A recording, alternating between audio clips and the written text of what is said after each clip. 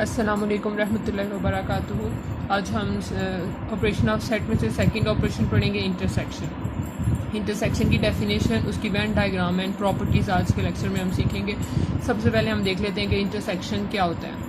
Late A and B be the subset of universal set. तो universal set क्या होगा? हमारे पास एक सुपर सेट होता है जिसके दो सबसेट्स होते हैं A and B. The intersection of set A and B is the set of all elements along to the both A and B। क्या होगा कि वो वाले एलिमेंट्स जो A and B दोनों में होंगे। Set of all elements that belong to both A and B। ठीक है, हमने यूनियन में क्या पढ़ा था? A और B। A और B क्या होता है? उसको हम ऐड करते हैं, लेकिन ऐड का मतलब क्या होता है कि जो A में भी हो और B में भी हो, दोनों में हो। That is a common elements in A and B denoted by A intersection B. हम इसको सिम्बॉलिकली कैसे लिखते हैं? A intersection B. एक्स कहाँ से बिलोंग कर रहा है? यूनियन से। और जो हमारा इंटरसेक्शन आएगा वो ए से भी बिलोंग करेगा और बी से भी बिलोंग करेगा। आपने एंड और के फ़र्क को याद रखना है। और का मतलब होता है सम, लेकिन एंड का मतलब क्या होता है? कॉमन। इसमें भी है और इसमें भी है। ठीक है, तो वो हमारे पास क्या आ जाता है? इंटरसेक्शन आ जाता है। और दूसरा क्या होता है? जो कॉमन एलिमेंट्स किस में होंगे? ए एंड बी दोनों में होंगे, वो हमारे पास क्या हो जाता है? Intersection of sets. आगे एक एग्जांपल देख लेते हैं। एग्जांपल में हम यूनिवर्सल सेट ले लेते हैं, 10 तक ले लेते हैं। हम एक ए सेट ले लेते हैं,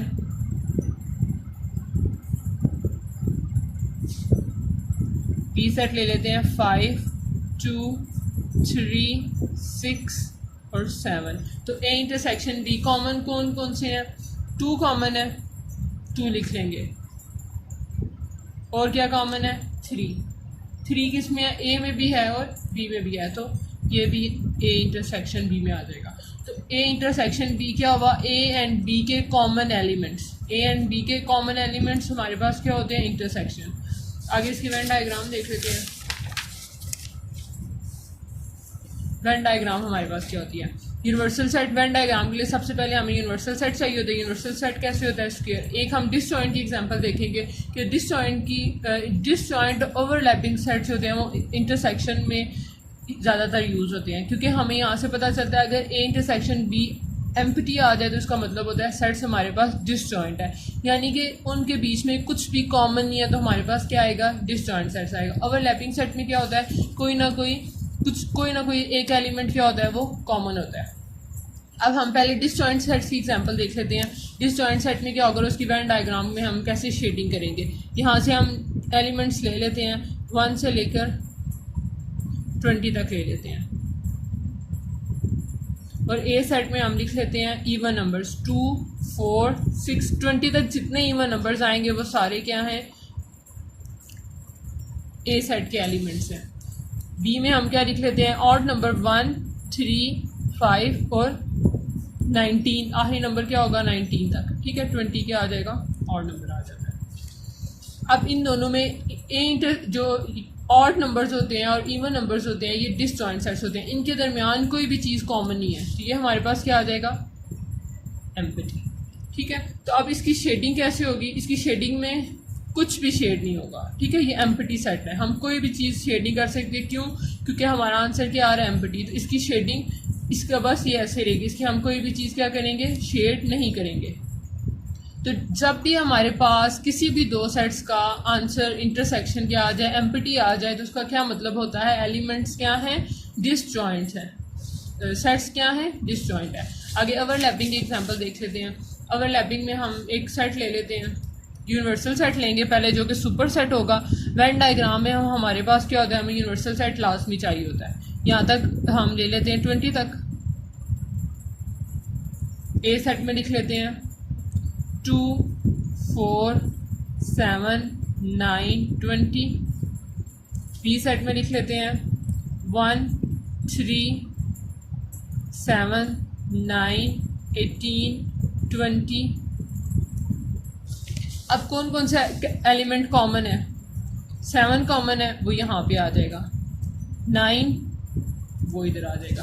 बाकी जो एलिमेंट्स हैं वो कहाँ पे आ जाएंगे? इसके 1, 2, 4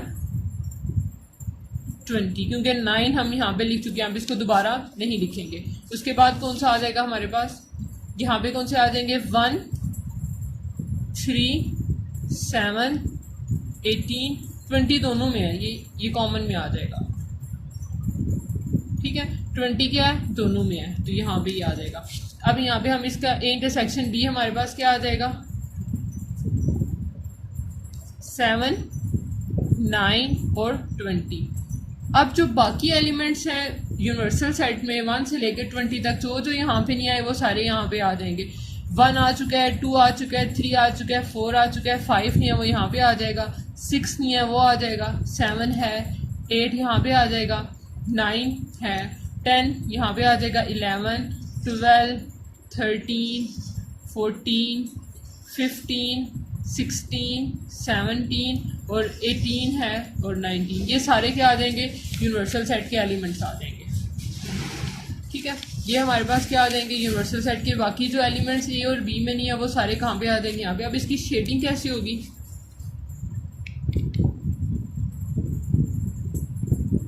जस्ट इतनी सी कॉमन पार्ट हम इसका क्या करेंगे, शेड करेंगे, सिर्फ कॉमन पार्ट। आगे हमारे पास इसकी प्रॉपर्टीज क्या होती हैं। प्रॉपर्टीज सबसे पहले हमारे पास होता है कि A intersection B is equal to B intersection A. जो आंसर ए इंटरसेक्शन बी का आता है वही बी इंटरसेक्शन ए का आता है। ए हम एक ले लेते हैं 1 2 50 70। इसके लिए भी हम एक यूनिवर्सल सेट यहाँ पे लिख लेते हैं। यूनिवर्सल सेट हमारे पास क्या आ जाएगा 1 2 से लेकर 80 तक।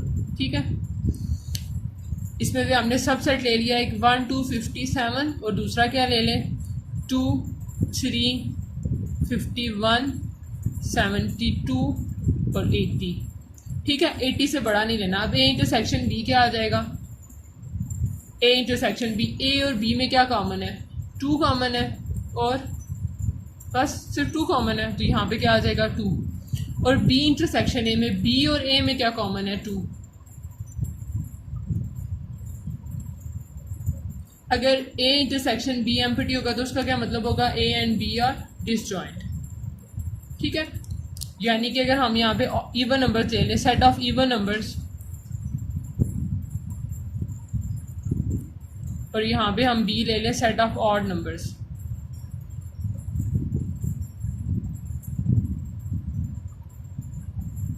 आंसर हमारे पास इवन नंबर में और ऑड नंबर में कोई भी चीज़ कॉमन नहीं होती, इसका आंसर क्या आएगा एम्प्टी। तो इसका मतलब है ये दोनों क्या है, डिसजॉइंट सेट्स हैं।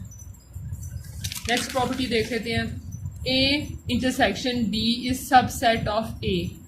ठीक है, ए इंटरसेक्शन बी क्या होता है, सबसेट ए का भी होता है, A intersection B subset B का भी होता है। ये क्या है, सुपर सेट। इस वाली प्रॉपर्टी को यूनियन वाली प्रॉपर्टी से कंपेयर करें तो वहां पे क्या होता है, ए सबसेट होता है ए यूनियन बी का, लेकिन यहाँ पे क्या सबसेट है, ए इंटरसेक्शन बी। जो ए यूनियन बी है वो सुपर सेट होता है, लेकिन ए इंटरसेक्शन बी हमारे पास क्या होता है, वो सबसेट होता है। ठीक है, अब हम यहाँ पे 2 सेट्स ले लेते हैं, ए बी सी डी, और एक हम ले लेते हैं E F C D G. मैंने तरतीब से नहीं लिखा है, ऐसे लिखती हैं। ए इंटरसेक्शन बी में हमारे पास क्या आ जाएगा, सी और डी। देखें अब ये सी और डी है, सी और डी ये कंटेन कर रहा है ना, इसमें नंबर ऑफ एलिमेंट्स ज़्यादा है, इसका मतलब है ये सबसेट है और ये सुपर सेट है। ये सबसेट इसके अंदर है, इसी तरह सी डी इसके अंदर भी है, तो इसका मतलब है कि ए इंटरसेक्शन बी जो है वो सबसेट है ए का। इसी तरह ए सबसेट बी जो है वो ए इंटरसेक्शन बी सबसेट है ए का, ए इंटरसेक्शन बी सबसेट है ए का। ए का भी है और बी का भी है, ये सुपर सेट है, इसमें नंबर ऑफ एलिमेंट्स ज़्यादा है। ए इंटरसेक्शन बी इसके अंदर है, इसी तरह ए इंटरसेक्शन बी इसके अंदर है। लेकिन जब हमने ए यूनियन बी पढ़ा था उसमें हमने क्या देखा था कि ए यूनियन बी जो है हमारे पास क्या होता है, वो सुपर सेट होता है। उसमें हमारे पास क्या होता है, A union B, A subset है ए यूनियन बी का। इसी तरह क्या होता है, बी सबसेट होता है ए यूनियन बी का, उसमें ए यूनियन बी क्या होता है, सुपर सेट होता है।